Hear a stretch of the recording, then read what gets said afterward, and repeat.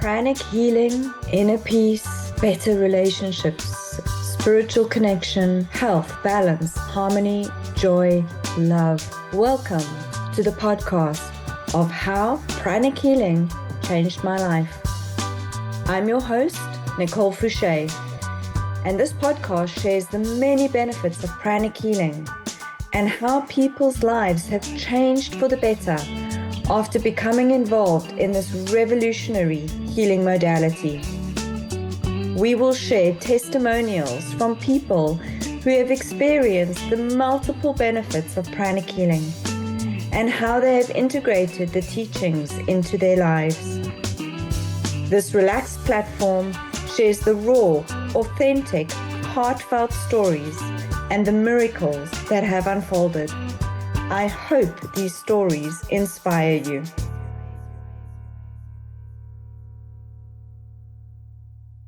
So welcome to the podcast, How Pranic Healing Can Change Your Life. And I'm so honored to be with Jeffrey Noble and the Noble Touch. Jeffrey and I go back a number of years, and he's inspired me in so many different ways. And as you're going to learn about later, he's just undertaken the most incredible project that just tugged at every heartstring that I had. And I can't wait for him to share his story with all of you. So welcome, Jeffrey. Thank you for joining me today. Thank you for inviting me, Nicole. Namaste. Feeling very Namaste. neutral. Thank I've you. been watching you for a long time also. So I'm admiring your center. we've been connected and not connecting like for so long. So I'm glad we Right. finally got it all I'm glad it together. finally came together, right? And it's just the beginning, so. Absolutely. So tell me, one thing I don't know about you is how did you get into pranic healing? Like, where did your story start? What was your motivation and what were you looking for with pranic healing? I really wasn't looking for pranic healing, to tell you the truth. I think pranic healing found me. I was doing other modalities, and one of my students from another modality happened to give me a card telling me about pranic healing. I said, well, what is it? And she said, well, it's healing. You use your hands, you do like this, and you do this. I'm like, I don't need any of that stuff. At the time, I was studying neurolinguistic programming, and that was my heart. So then I threw the card away. I put it away somewhere. And 2 years later, the person's card popped up again. I'm like, this is interesting. I hadn't seen this card in 2 years, and now it shows up again. So then he was doing an actual training, introductory course down in Manhattan. So I decided to go down that night to check it out. And I saw what he was doing, but I wasn't really impressed. I'm like, yeah. But then he said it was really cold that night. It was maybe, 4 degrees in New York City. It was really, really cold. And he said that I'm going to warm everyone up so that the cold doesn't affect them as much. And I'm like, yeah, right. He's going to warm me up so the cold's not going to affect me. So I didn't believe him once again. But then I went outside to the bus stop, wait for the bus, and my body was warm. I actually opened my coat. I'm like, wait a minute. How come my body feels like a furnace inside, but I'm not sweating or anything? So I said, wait, there's something to this. So then I went home, and then there was something else was going on in the center, holistic center, where they gave different speakers were there. And one of my friends who was very clairvoyant was there. And I said, I came down to see this person, meaning this woman, I forgot her name now. I think it was Star Fuentes or somebody. But I want to see this person, but I came to see this person. She looked at the pranic healer trainer, whose name was Dell, and said, he's the real deal. Wow. And so I went to a class, and that's when I began just studying pranic healing from that point on. I love then it. One of my other friends who was psychic, so he put out Master Choa's book, Nicole. I pulled out Master Choa's book at his house. He said, that guy's for real. Wow. And So, you know what I love is so many people have a similar story where they start off as skeptics and then suddenly they just have an experience or, receive a healing, or as you said, like you felt that warmth, like something tangible happens and suddenly yes. then you realize like, oh my gosh, this is actually something that works. It's real, it's tangible, and ties in with so many different people's experiences.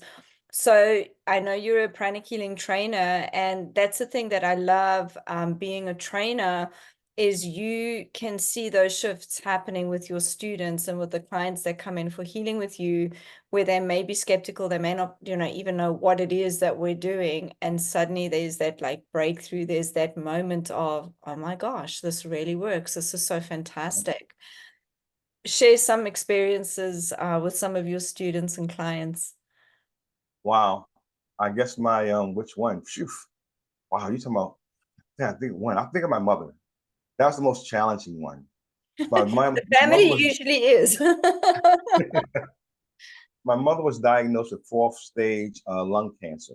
She Hmm. was stage 4, they diagnosed it. And I was afraid to work with her. I had been doing healing with people all over the place, but I was afraid to work with my mother. And the reason why I was afraid to work with my mother is because I felt that if I failed healing my mother, everything else was a fluke. Hmm. This is my mother now. And I had a crystal wand. And I was using the cleaner and the crystal wand. I did like that, shake it off, and the wand broke in half. Mm. From the middle, not the tip, the middle broke in half. I was like, oh, shit. This stuff is real. Cancer is real. So then I wouldn't work with her. Well, first I didn't work with her for 2 weeks because I was afraid, like I said. And I had to walk downtown in Manhattan and had a talk with God. And I said, God, I work with people all over the world and I've helped them. If I can't help my mother, this is all BS to me. So if you want me to work with my mother, give me a signal. And so I was walking, I started crying. So I said, okay, God, I'm a little slow. If that was you talking to me, make me cry again. And I didn't cry the next time, but I had a feeling of peace. Because my wish for my mother is that if I worked with her, she would not be in any pain and she would be in her right mind throughout the whole, until she's ready to leave. And so that happened. I worked with her, worked with her, worked with her. But the most important thing I got out of my mother's transition was that healing is not always curing. Sometimes healing is just improving the quality of life.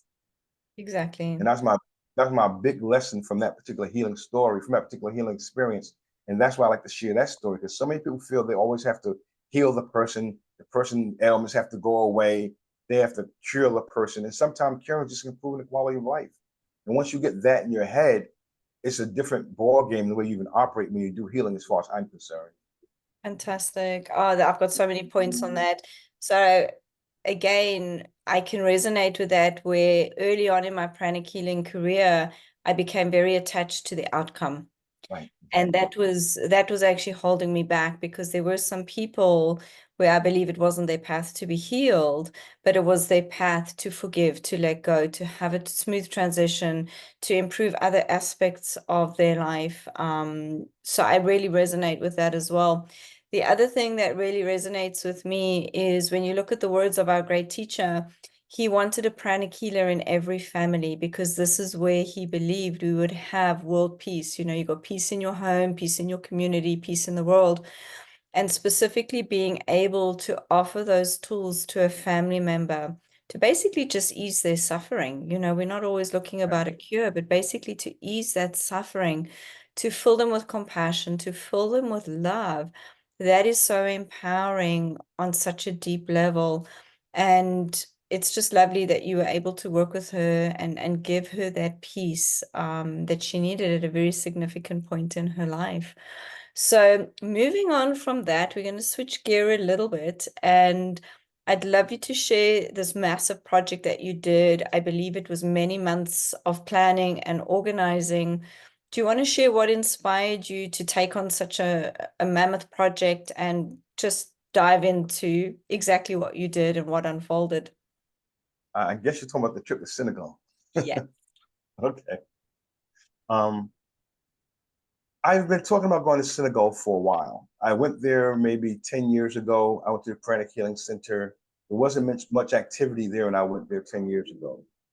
And so I decided that, we always talk about cleaning up your past and we talk about generational healing.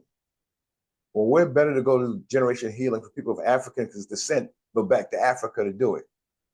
So I had planned this whole thing out. I invited all the healers to come. There were 17 of us that came. There was no scholarship. Everyone paid their own way there. So everybody paid over $3,000, close to $3,000 each, for all of us to go there together. And in the preparation, you didn't see all the video, but I actually, the week before we left, or even it was the day before we left, I washed everyone's feet. Wow. I washed and anointed everyone's feet that was going. We went to have dinner at a Senegalese restaurant. That was just our psychological preparation. When we got there, before we went to what they call the slave dungeon, which was Gory Island, we had done generational healing about 2 or 3 times. And we did other healing just to prepare us to go out to Gory Island and do the healing. There's a place on Gory Island. So my goal was 2. Number 1, help heal the ancestors and release them from the trauma that they may have experienced during the Middle Passage. And number 2, help promote the Senegalese Pranic Healing Center, because they weren't very active and they have never done anything in the public. They were always doing it because people would, you know how people think about pranic healing, it's kind of strange and everything else. So they were never out in the public. So I was introduced to the guy out there by Dr. P. And then some other people also. So I kept asking people, who's the new person in Senegal? And so we had 2 or 3 people who told them that we were coming, we wanted to meet him and everything else. So the goal was to, like I said, number 1 was to release the traumatic energies that's still associated to the Middle Passage, which was So slavery. can I interrupt you there? So was that something that you were experiencing within yourself? Was that something you were experiencing in the community? Like, what got you there?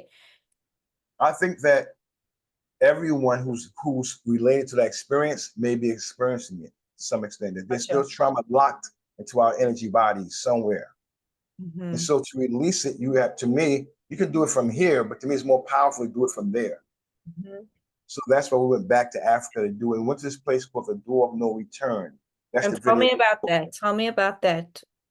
The Door of No Return is where they shipped off the slaves to go to the Americas or wherever they were going to become slaves and work for someone else the rest of their life. And so they were not ever expected to return back to Africa again. And that's why they call it the Door of No Return. Because once they left that dock, I just got chills. So I just got chills. So the visual that came to me was these people going through that door of no return. And I'm almost wondering, bunch of ships. were you part of the crew that came in the doors the other way, returning back? Like, did that kind of close that cycle down? Well, our whole goal was to close that cycle down. And to say, so when we ceremony you saw us, we went to the door, we turned first, we looked out into the ocean, and we turned around and we started coming back saying we're back. And so all you saw all the healers coming down, you know, down the line per se, with other healers touching them and praying for them and energizing them as they were coming, as they were saying, we're back.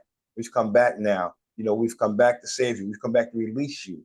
So we were doing all that type of prayer and all that type of work as we were coming back from the door of no return. And that's, I think, what you, I think that's what you Are saw. they going to rename that? I kind of feel like and they're not going to rename you it. have returned, right? They're not going to rename it.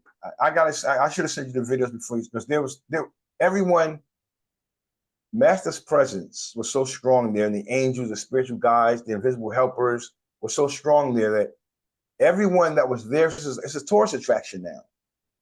Wow. All the tourists that was there, you see them standing outside. When we come outside from inside the door of the slave dungeons, when you see us coming back outside, see all the people lined up waiting to go in because they saw what we were doing and no one came in. It was a sacred space. Wow. There may have been 3 people in. There might have been about 75 people outside waiting to come in and 3 people inside that were from Senegal. Wow. And tell me, like, what did you experience when you were in there? Like, just because I can feel it energetically as you're speaking. Just share like what you felt. What were the emotions? What were the feelings? Like what got stirred up for people? I'd love just an insight into that. You heard the babies crying. You felt, I went to the place where they put people for punishment, like the bad slaves per se, put them into this little dungeon for punishment. I went in there and I felt very congested. I felt very restricted. I felt very contaminated. I felt very dirty in that space because you couldn't stand up straight in the space. That's how short it was. It was no more than about 4 feet deep and maybe 3 feet high. But they would put 10 people in there at one time. And you can't move. And the same thing in the dungeons that we went into, there you can still feel this, you can smell the stench to some extent, but you can feel the energy that was in there. You know, we played Om in there actually, and we did clapping while we were in there. Placed and cleared that space as well. Yeah. Wow. Yeah. There were people who got caught up with the energy, and some we had to take outside to bring them back. because they really felt the energy. They felt they were being written, or written is the word, that's the right word, or that spirit attached to them. Wow. Someone were like, they were shaking uncontrollably. We had to take them out. There was some just started crying really, really hard. There was one that got really, really angry, and she would just scream at the top of her lungs. And we just stand there, let her go through it. And I just put my hand on her back or whatever when it was time to do that. But everyone was touched by it. Leslie, of Yeah. course. Yeah. Some other people that were there were some of the dancers. They started dancing around the place to change the energy and everything else. So it's just a lot of things we did to clear the energy from us chanting Om, from them dancing, from us clapping, from us energizing the space. We did what's called the libations, where you take the waters and you kind of pour the water out for the people that are no longer with you to honor them. So we did a big libation. We put our hands in the water, the libations, and we did what's called, the Hawaiian prayer. I'm sorry, please forgive me. So we did that as a group in there, asking the ancestors to forgive us. And, so we just did a lot of healing work in there. And the feelings were like from crying to being elated to screaming to like, people doing like this, like really, really angry. Just a lot of different emotions went on in there. A lot of different emotions, a lot. And We then had these. sorry to interrupt. At the end of this whole process, because I mean that's really you've done some. I can feel some really really deep processes and releasing. I'm sure energetically that place afterwards must have felt like so different. And I almost feel like that whole pilgrimage there counted for so much. As I said, we can work distantly, but physically being there and physically changing the energy there, because I'm sure that land still holds a lot of that energy, and a lot of future current generations, from that whole lineage are possibly still carrying the weight of that. I'm sure that must have been released on a very deep A level. lot of that was released. Even the guy that's in charge of, his name was Vish, in charge of Senegal Pranic Healing Center, Senegalese Pranic Healing Center. He said that it changed the whole energy of the space period. It changed the energy of the Pranic Healing Center. It changed the energy and that a lot of seeds were uprooted that were planted in Senegal for so long, and that our presence there helped break all that up. So now it's more free energy there. It's more. We worked with 200 people while we were there. Wow. We worked with 200 people while we were there also, from maybe 9 years old to about 85 years old. And we did that all together. It was myself, the healers, of course, and I think 3 healers from the Pranic Healing Center in Senegal, because most of them were working during the day, so they couldn't come when we did the healing. And we did it outside, which had never been done before in Senegal. They had never worked with 200 people before. They only worked with 65, and that was inside. So, he gave us a nice testimony about how the work that was done there to spread Master Choa's work was really powerful for them as a center. And as they grow, they will always remember that Master Choa's work, the fact that we came there and did Master Choa's work there, has opened up all the possibilities for West Africa and that part of West Africa in doing stuff. Amazing. Now, the thing I didn't show you the video of, is that I was walking down by myself, down to one of the docks. And it felt like something was grabbing my legs. My legs was quivering on the inside. And I was really afraid because it was like something was inside my legs grabbing me. So if you watch the video, you see me slow down and walk very, tentatively, because I was kind of like not sure what was going on. Then I realized it was the energy of the ancestors still trying to pull me in or get my attention, whatever it was.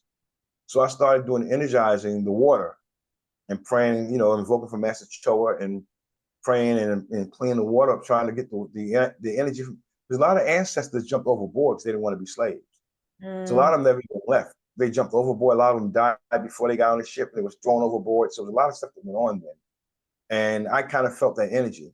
So I energized the water. I asked Master Choa to help, spiritual guides, visible helpers, all the invocation that I can do. And then I turned around and walked away.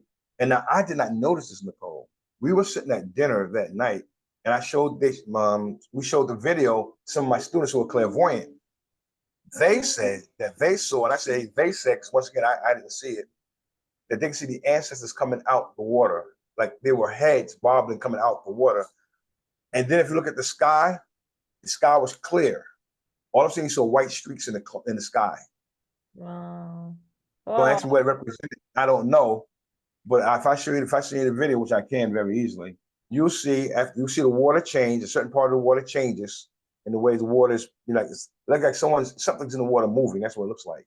And just one part of the water, and then you look up in the sky, same sky, you see white streaks going in the sky. And the clairvoyants in my audience, in my group, said that was the ancestors that were buried rising up right into the sky. So it Wow. was a very powerful experience. A lot of people, now that it's over with, they feel like they are closer to their ancestors. They feel like they have a troop or army behind them. They said a posse behind them.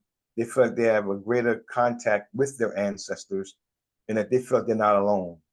Wow. Amazing. Amazing. I mean, just so many aha moments in what you've shared, and I can just feel the sincerity and the deep healing that's happened, as a result of this process that you've done.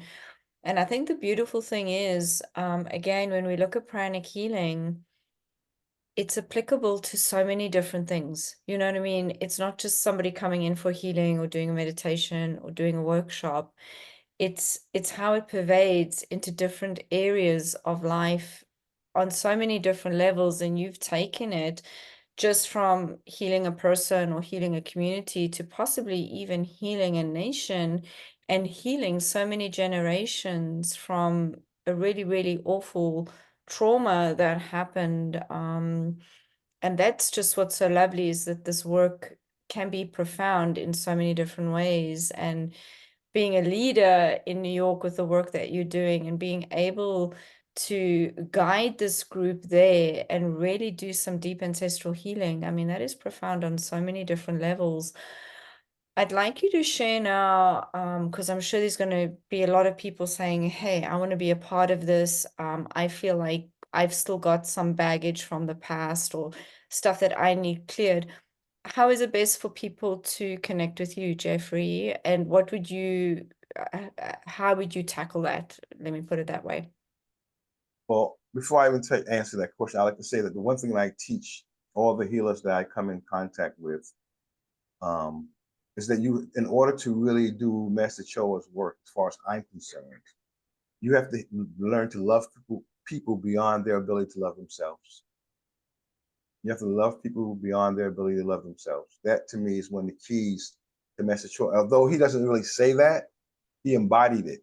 Well, the key I mean, when you look at the lineage of pranic healing, it's the lineage of love and compassion. So we Right. have to have that love and compassion. And the people that are attracted to pranic healing have that sense of love and compassion. And when you share that with your clients and your community, they feel that. And I mean, you've just embodied that on such a beautiful level with your community. Right. Thank you. For people to contact me, the best way is info@thenoblетouch.org. Info@thenobletouch.org is the best way to contact me, because when it goes there, I'm sure to get it. Because they make sure I read every email that comes in that's for me. They make sure that I read it. So if you send it to my Jeffrey Noble email, I may or may not see it. But Okay. info@thenoblетouch.org, you definitely see it. Fantastic. I'll have that in the I'll have that text up for everybody who wants to connect. One message you would love to share, if you could change the life of just one person listening to this podcast and you could share a message with them. So I'll share it. I'll take 1 second. So that from this podcast, right? I met a lady who just very coincidentally was sitting in a car park in Target at Target, and on the back of somebody's car was a sign that said Pranic Healing. And she said, oh, I don't know what this is. And she Googled Pranic Healing, and my podcast came up as her first thing, which kind of surprised me because it was a brand new podcast. And in that podcast, I was talking to somebody about a particular topic. And it was literally like that person was speaking and sharing her journey. And she's like, oh my gosh, like I need to find the person that hosted this podcast. I need pranic healing. I need to be healed. So just from some random sitting in the car, something caught her eye. And literally her life has changed with pranic healing. She's been invited to the podcast as well. So if there's that one person that's struggling or needing just a sign, like you said, you were looking for a sign, what would you share with them as our parting message? I would probably share with them the fact that I believe that we're all born originals, but we live our life as copies. So I tell people all the time, you're born an original, so don't die a copy. So I would say that everyone needs to step into the divinity within themselves and start living more in the divinity than in the humanity. And realize that there's someone out there that Jeff may not be able to help, that Nicole may not be able to help, that person's been praying for you. That prayer has your name on it and your name on it alone. And then when you embrace the God in you, which Pranic Healing helps you do very easily, and you go out there with that attitude, that knowing that you are the I am, then you will change more life than you can ever imagine. I would never imagine the things I've done in my life since Pranic Healing. Oh, you gave me so many chills the whole way through. Jeffrey, thank you so much. I appreciate your time. To everybody listening to this podcast, I hope it's inspired you. Thank you so much. I really appreciate your time today. Thank you. I appreciate you inviting me on. Anytime.